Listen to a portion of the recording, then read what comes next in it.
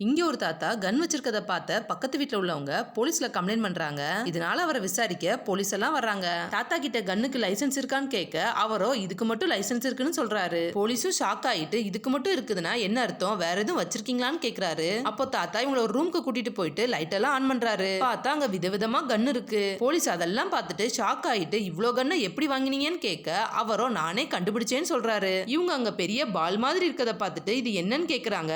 அவரோ இது கடல்ல வெடிக்கிற பாம்புன்னு சொல்றாரு. போலீஸ் அவட்ட இதெல்லாம் எவ்வளவு ஆபத்தானது தெரியுமா, நல்ல வேலை இதுவரை யாருக்கும் எதுவும் ஆகலன்னு சொல்றாரு. தாத்தாவோ இதெல்லாம் குப்பை தான், எதுவும் ஒர்க் ஆகாதுன்னு சொல்லிட்டு அவர் கையில வச்சிருந்த கன்னை வச்சு அந்த பாம்பை தட்டுறாரு. இவர் தட்டினதும் அந்த பாம் ஆன் ஆகி அதுல டைமர் ஓடுற சவுண்ட் கேக்குது. உடனே 3 பேரும் பயந்து அங்கிருந்து வேமா வெளியில ஓடி வந்து ஒளிஞ்சுக்கிறாங்க. கொஞ்ச நேரம் கழிச்சுதான் அது வெடிக்கலனே தெரியுது. அப்புறம் போலீஸ் அதை வெளியில கொண்டு வந்துட்டு அதை பத்தி மத்த போலீஸ்க்கும் ரிப்போர்ட் பண்றாரு. போலீஸ் எல்லாம் வந்து தாத்தாவை அரெஸ்ட் பண்றாங்க. அப்புறம் அந்த வெப்பன்ஸ் எல்லாத்தையும் ஸ்டேஷனுக்கு பாக்ஸ் பாக்ஸா கொண்டு வந்து லாக்கர்ல வச்சு மூடிடுறாங்க.